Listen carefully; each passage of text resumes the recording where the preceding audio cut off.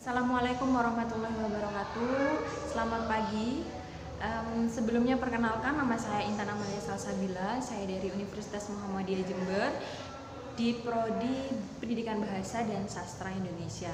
Jadi pada kesempatan kali ini kita akan membahas tentang teks berita. Sebelumnya kita harus mengerti dulu apa tujuan dari pembelajaran teks berita ini. Yang pertama adalah memahami pengertian dari teks berita, mengetahui unsur-unsur teks berita yang biasanya kita sebut dengan 5W plus 1H. Nanti kita akan dalami di pembelajarannya. Yang ketiga, mengetahui langkah-langkah menyimpulkan pokok-pokok berita. Yang keempat adalah mengetahui struktur teks berita. Yang kelima, membuat teks berita tersebut. Nah, setelah kita mengerti tujuan pembelajaran, kita akan lebih fokus kepada apa aja yang harus kita pahami di dalam pembelajaran kali ini. Dimulai dari pengertian teks berita. Untuk mengerti pemahaman dari teks berita, kita berkenalan dulu dengan berita. Apa sih itu berita? Berita adalah informasi baru mengenai sesuatu yang terjadi yang disebarkan melalui media massa. Nah, pengertian berita seperti itu, jadi teks berita merupakan teks yang berisi tentang hal atau peristiwa yang terjadi dan dipublikasikan di media massa, baik media cetak ataupun elektronik. Nah, isi teks berita ini apa? Isi berita ini apa? Bisa dari politik, ekonomi, hiburan, olahraga, kesehatan, bencana alam, dan lain-lain.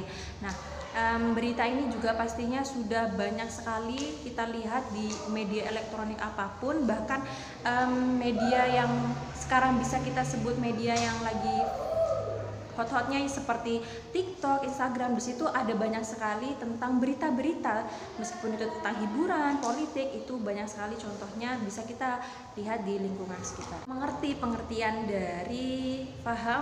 dari teks berita itu apa, masuk di dalam unsur-unsur dari teks berita, ya, yang biasanya kita sebut dengan 5W plus 1H. Nah, karena ini adalah pelajaran bahasa Indonesia, maka kita harus membudayakan tentang unsur-unsur teks berita menggunakan bahasa Indonesia. Nah, konsepnya itu adalah adik simba. A, apa? Di mana? K, kapan? Si, siapa? Kemudian M, sim, yaitu mengapa, bagaimana, apa peristiwa yang terjadi. Nah, kemudian di mana peristiwa itu terjadi, kapan peristiwa itu terjadi, siapa yang terlibat, mengapa peristiwa itu terjadi, bagaimana terjadinya. Nah, itu semua harus ada di dalam teks berita. Karena kita sedang membahas unsur-unsur dari teks berita, unsur-unsur itu adalah sesuatu yang membangun. Jadi kalau misalnya ada unsur yang tidak terpenuhi, maka itu tidak akan bisa menjadi sebuah teks berita yang valid atau sempurna.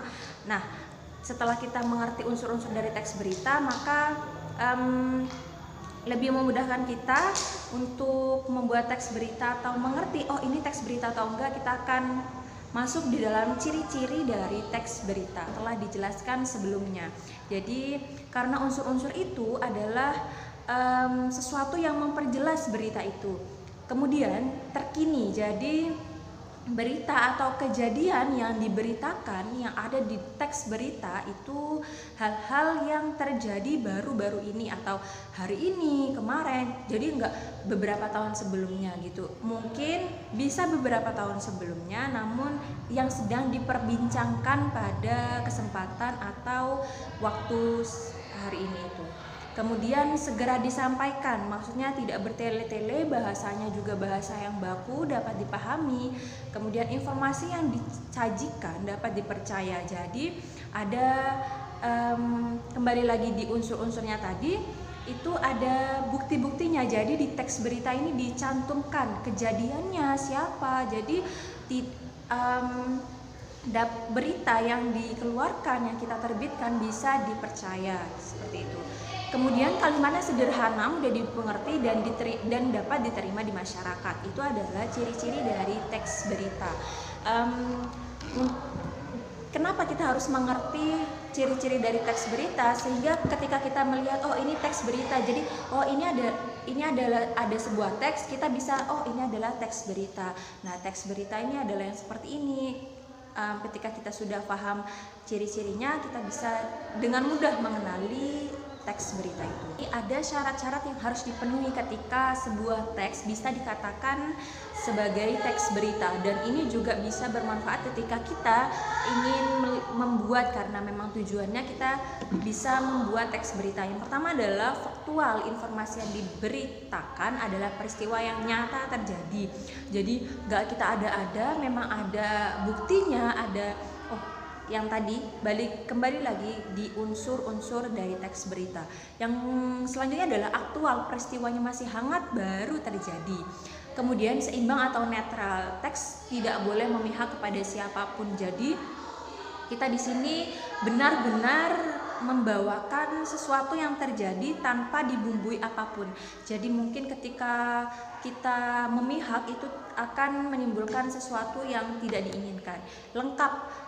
Kemudian adalah lengkap, umumnya penyajian teks berita memiliki unsur adik simba dan harus memenuhi struktur dari teks berita adik simba tadi 5W plus 1H. Kemudian sistematis tata bahasa penyajian. Kemudian adalah menarik, seperti itu. Jadi ini adalah syarat-syarat yang harus dipenuhi ketika kita ingin membuat suatu teks berita. Langkah yang terakhir yaitu langkah-langkah menyusun dari teks berita. Gimana sih caranya kita menulis, gimana sih menciptakan suatu teks berita? Langkah yang pertama adalah menentukan topik berita. Nah, topiknya mau apa? Yang tadi isinya politik, kesehatan, hiburan, itu terserah kita. Boleh apapun bisa kita pilih. Tetapi harus ada 5W atau unsur-unsur dari teks berita itu. Yang kedua adalah mengumpulkan bahan berita melalui peliputan, wawancara, dan pengamatan agar bisa memenuhi 5W plus 1H tadi adik simba. Yang ketiga menyusun berita dan konsep adik simba. Yang keempat menyusun kalimat berita dengan bahasa yang singkat, padat, dan jelas. Yang kelima menyusun berita dengan memperhatikan keruntutannya, jadi agar si pembaca bisa dapat menerima berita yang sedang kita tulis. Yang keenam mengoreksi kembali berita yang ditulis atau ada yang direvisi atau ada yang salah ketika kita ingin menerbitkannya agar tidak ada kesalahan seperti itu. Jadi itu aja pembelajaran pada pagi hari ini, semoga bermanfaat dan jangan lupa untuk tetap semangat.